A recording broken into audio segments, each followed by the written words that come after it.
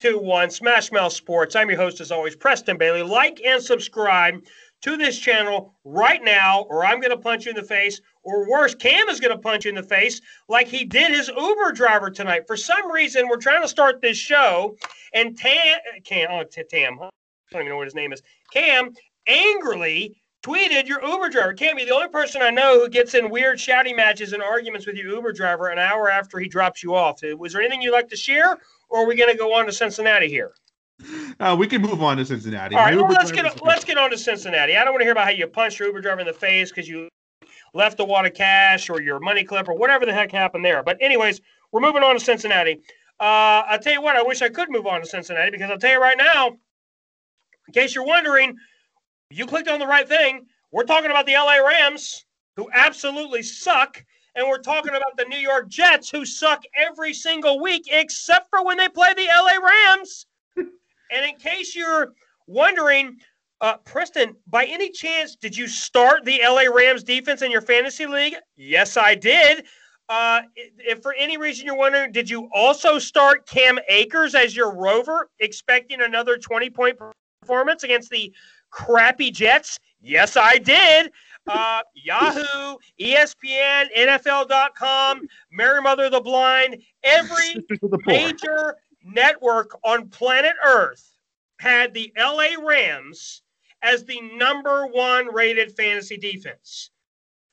What does that mean? That means worst case scenario, they're going to get you 8 to 10 fantasy points. That means even if by luck or by hook or by crook, the Jets somehow get 30 points.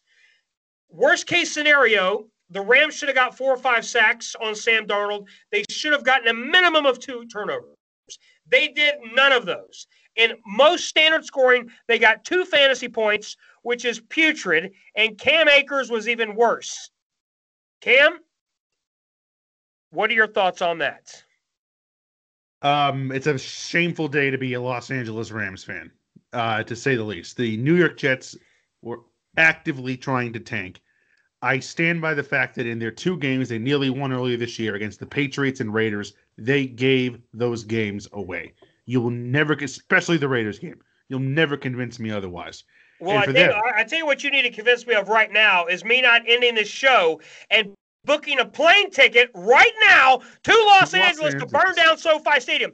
They just spent over $5 billion on this stadium. No, I'm not going to lower the tone. I'm just telling you to calm down. It's okay. It's okay. It's okay.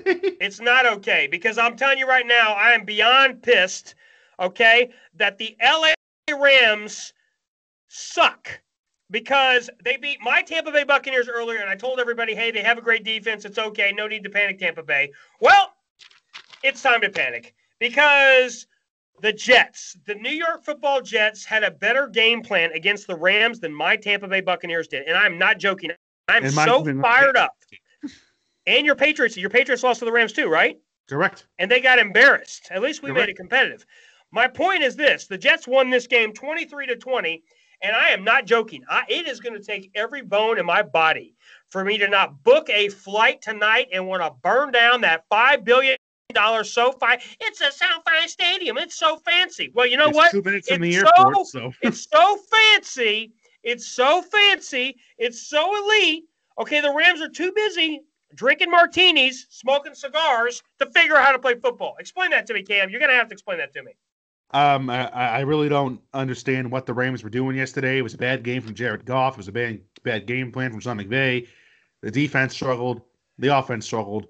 I think that they took the Jets for granted. And I understand how horrible the Jets are, and they are historically bad. They're still an NFL team. There's no guaranteed wins. The Jets could play the Chiefs tonight, and then the Jets have a chance. Not a big chance. They have a chance.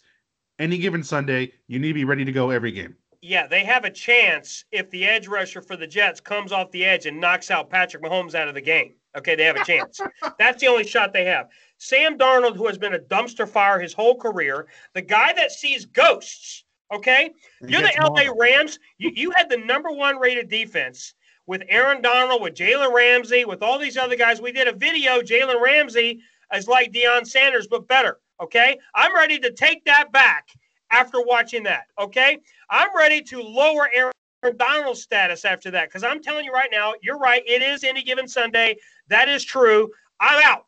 I'm out on Jared Goff. I am out. I have defended Jared Goff for the last time.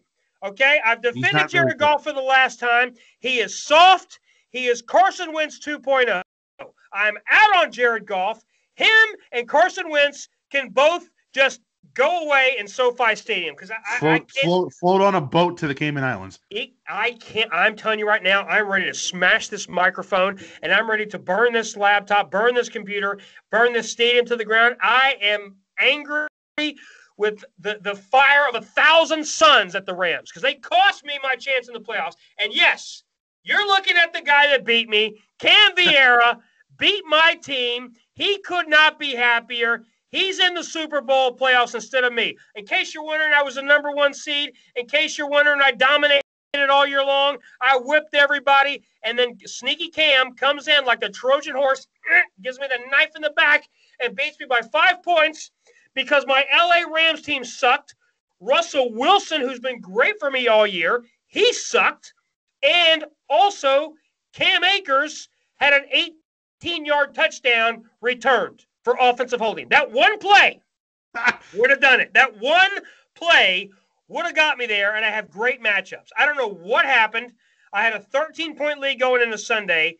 Somehow, Russell Wilson and my ragtag team just disappeared. Actually, I should say ragtag. They played ragtag, but they've actually been great all year. They've been a number 1 team all year, and I'm stunned.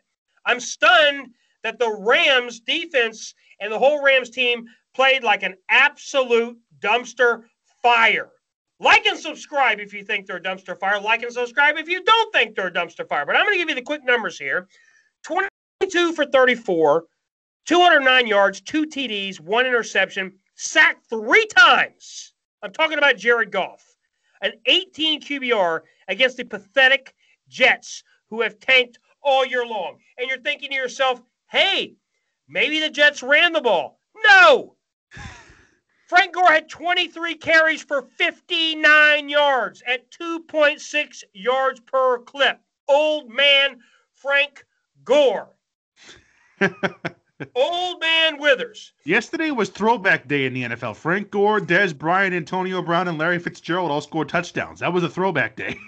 That's a good point. All the old guys scored yesterday. But I'll tell you what, the young guns, we're going to do another video about Carson Wentz being soft.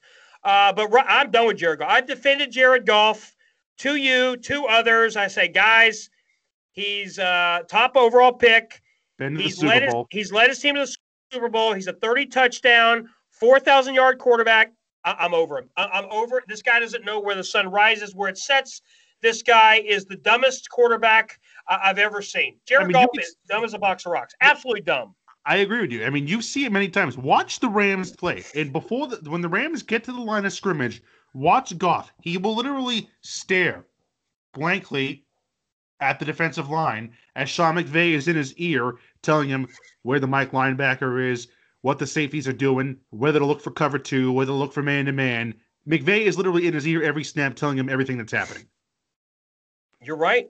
I'd like to disagree with you. I've defended Jared Goff for years. Last year he had a bad year. This year he's had a solid year, but at the end of the day, he single-handedly almost lost that Buccaneer game against my team, the Buccaneers. Yes.